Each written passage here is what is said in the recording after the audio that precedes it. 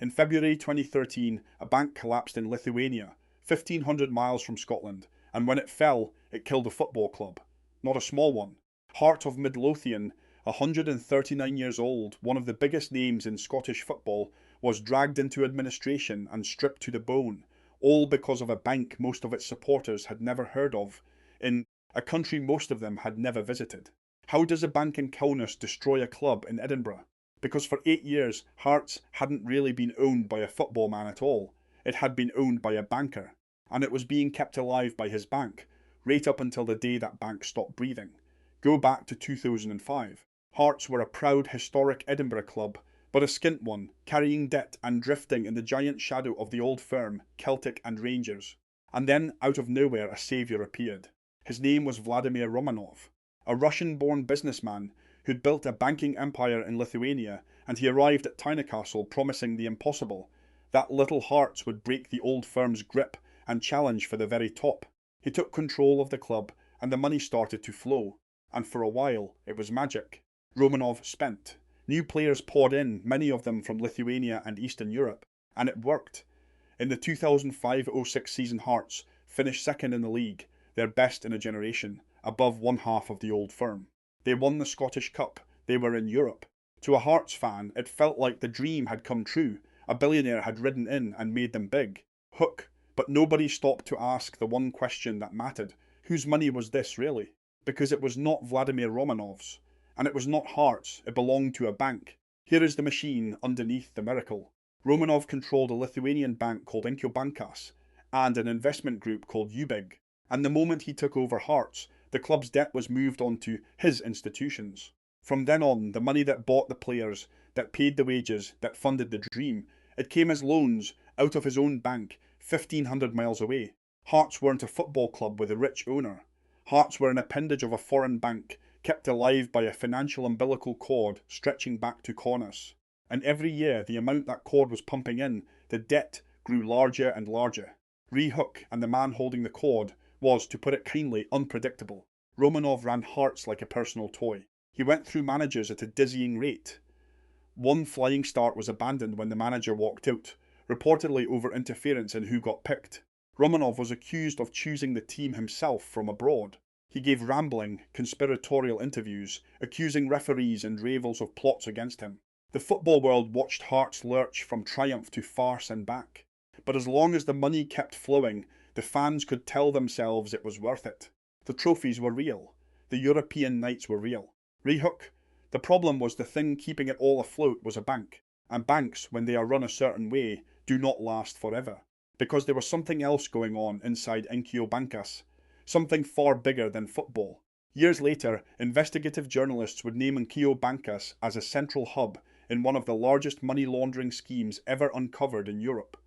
Billions of dollars in suspect money moving through accounts in what became known as the Troika laundromat.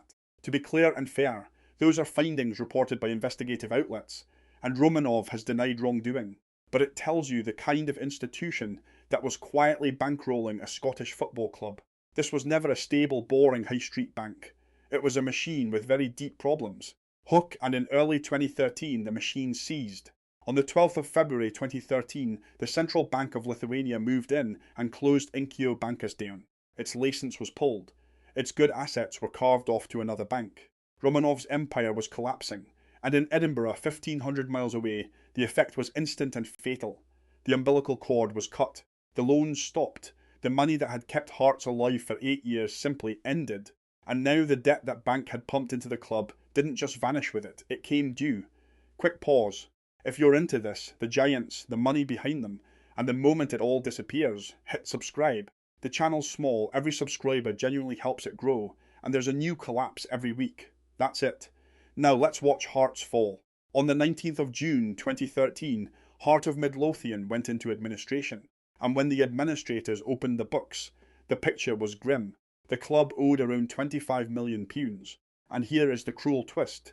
Roughly 15 million of that was owed to Ūkio Bankas, the failed Lithuanian bank. Hearts had been kept alive by borrowing from a bank, and now they owed a fortune to the corpse of that same bank. The punishment for going into administration was a 15-point deduction, a hole so deep it dragged Hearts down and out of the top flight, relegated to the championship. The senior players were sold or released. Teenagers from the academy were thrown into the first team out of sheer necessity.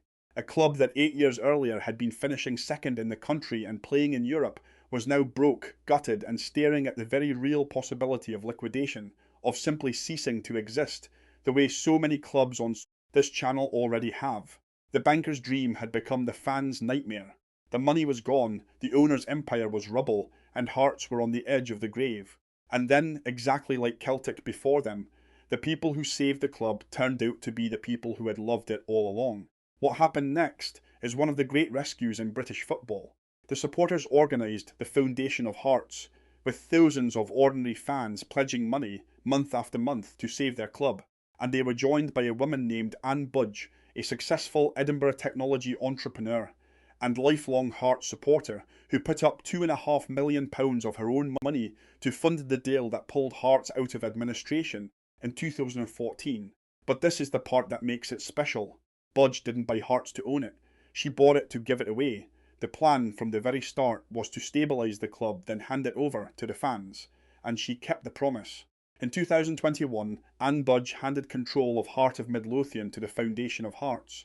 The supporters now own their club outright, making Hearts the biggest fan-owned football club in British football.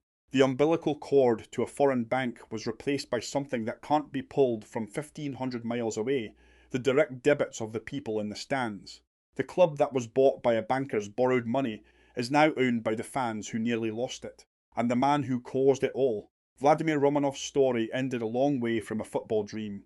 As his banking empire collapsed, Lithuanian authorities pursued him over the failure of Ūkio Bankas, seeking to charge him with fraud and asset stripping, allegations he has denied. He left and settled in Russia, beyond the reach of extradition. The man who once promised to make Hearts the biggest club in Scotland became a fugitive from the wreckage of the bank that paid for the promise. And that is the real lesson buried in this one. Hearts didn't nearly die because of bad players or bad luck. They nearly died because they let a single man and a single foreign bank become the only thing holding them up. When you build your house on somebody else's money, you are only ever as safe as their worst secret. Ūkio Bankas fell in Kaunas, and 139 years of history in Edinburgh very nearly fell with it. 1,500 miles, one snapped cord, and a giant 8 years in the making very nearly gone bust. If this one got to you, 3 quick things. Hit like, it pushes this to the next person.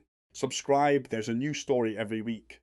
And tell me in the comments, was Vladimir Romanov a saviour who lost control, or was he trouble from the very first day? Subscribe so you don't miss how the giants fall.